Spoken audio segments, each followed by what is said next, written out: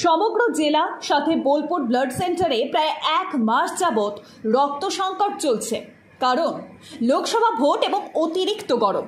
এমন অবস্থায় বোলপুর ব্লাড সেন্টারের অধিকর্তা ডক্টর তীর্থঙ্কর চন্দ্রের অনুরোধে 1 ঘন্টার নোটিশে বোলপুর ব্লাড সেন্টারে রক্তের সংকট মেটাতে এগিয়ে এলো হৈমন্তিক ফাউন্ডেশন।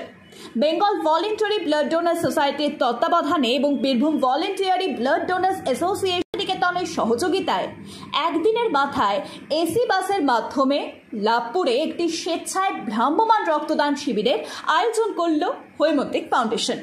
উক্ত শিবিরে 25 জন ব্যক্তি স্বেচ্ছায় রক্তদান করেন।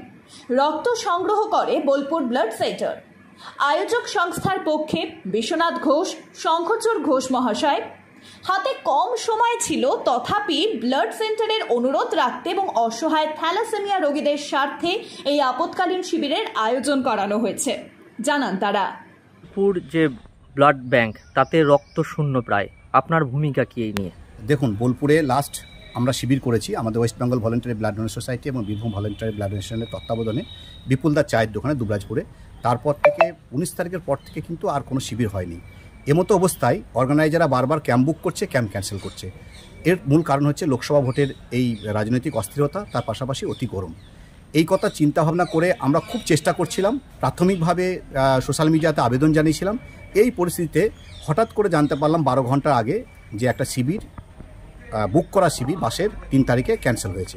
তো সেই শিবিরটা যাতে ক্যান্সেল হয়ে না যায় সেই বাসটা নিয়ে আমরা অনুরোধ করেছিলাম লাভপুরে হৈমন্তিক ফাউন্ডেশনকে, এবং সেখানে আমাদের সদস্য সংগঠন হৈমন্তিক ফাউন্ডেশন, তার যে কর্ণধার মাননীয় যেটা আমাদের প্রাক্তন শিক্ষক, প্রধান শিক্ষক বিশুবাবু আছেন, তার পাশাপাশি শঙ্খচূড় ঘোষ, তারা আমাদেরকে কথা দিয়েছিলেন যে 12 ঘন্টার নোটিশেই ওরা একটা শিবির করবে। এবার রোটারিয়ান হিসেবে আমি তাদেরকে সেই সাপোর্টটা দিতে পেরেছি এবং West Bengal voluntary blood donor সোসাইটির তত্ত্বাবধানে ও বীরভূম ভলেন্টারি ব্লাড ডোনার অ্যাসোসিয়েশনের তত্ত্বাবধানে হৈমন্তিক ফাউন্ডেশন এই শিবিরটি আয়োজন করেছিল এবং শিবিরটি খুব সুন্দর শিবির হয়েছে। এখান থেকে 25 ইউনিট রক্ত সংগ্রহ করেছে বোলপুর ব্লাড সেন্টার। আশা করছি এই 2-1 দিন হয়তো এইটার জন্য চলবে এবং আমি চাই যে সমগ্র জেলাবাসী এ ব্যাপারে উদ্যোগ নেক।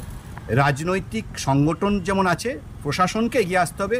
বীরভূম পুলিশকে আমি অনুরোধ করব, বীরভূম ভলেন্টারি ব্লাড ডোনেশনের সম্পাদক হিসেবে, যে আপনারাও এগিয়ে আসুন। বোলপুর ব্লাড সেন্টার সত্যিই রক্ত শূন্য, আপনারা এগিয়ে এলে রক্ত শূন্যতা দূর হবে। গতকাল 12 ঘন্টা আগে আমাদেরকে নুরুলদা ফোন করে বলে যে একটা ক্যাম্প করতে হবে, ব্লাড ব্যাংক মানে একদম রক্ত শূন্য, সেজন্য আমরা তড়িঘড়ি একটা ক্যাম্প করার চেষ্টা করেছি।